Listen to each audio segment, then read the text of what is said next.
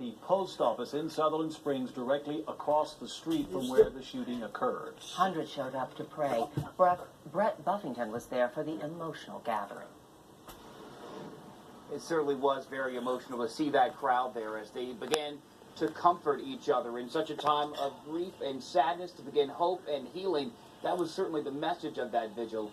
The tone of it, certainly remembering those that are still trying to figure out if their loved ones are among the people who are being recovered at this church tonight. Look at the video. You can see exactly the scene here. It's hard to put into words, and certainly people here in this small community are having a hard time putting it into words themselves. They're praying for their at this vigil for the tonight, church. taking time to meet with some of those people who saw him there with his candle in the back of the crowd and came over, and in that moment thanked the governor for remembering this small town of 700 people, Sutherland Springs, Texas, and thanked him for showing up to this vigil tonight. His morning started with a tweet this morning, certainly extending his thoughts and prayers to the people of this town, and then tonight taking time for a moment like this.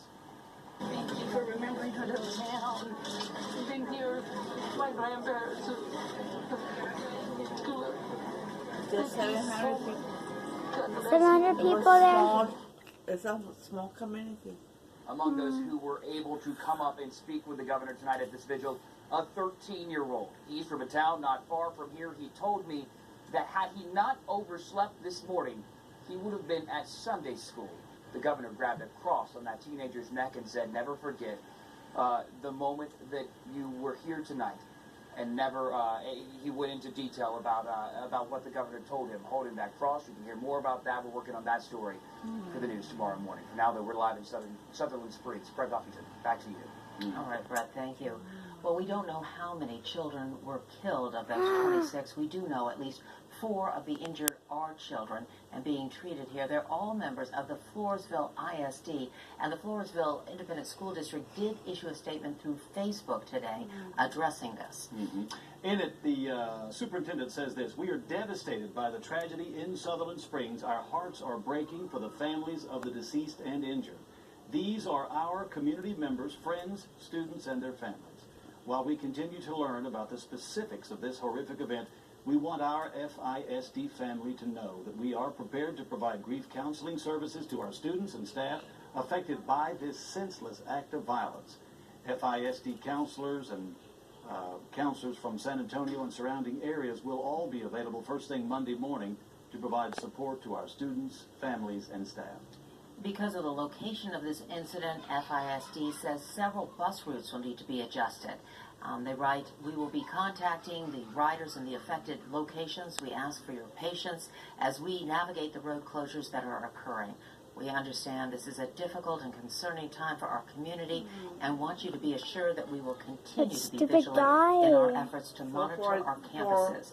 Please keep all those affected by this evil crime in your thoughts and prayers." Is that This is stupid Sherry guy that Davis, killed? Superintendent of Schools. Just very hard to understand.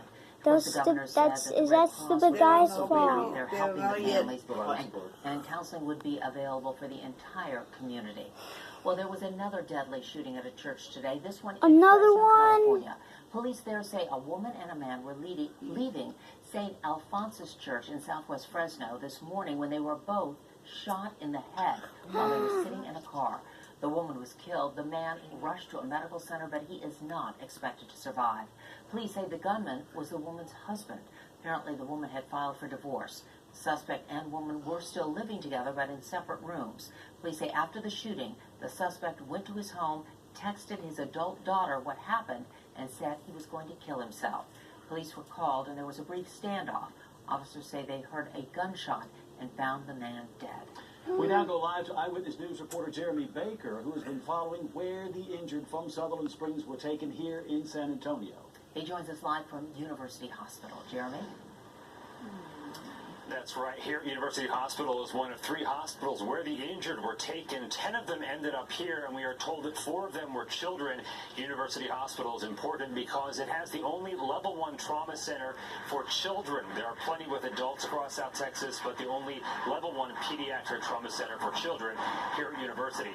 We're going to show you a map. Take a look. You can see where Sutherland Springs is, where First Baptist Church is. The closest hospital to Sutherland Springs is Connolly Memorial in Floresville, which is about a That's 15-mile where the drive or about 20 minutes. demonstrating was. 8 of those patients were originally brought there, but 4 of them had to be transferred here to University Hospital.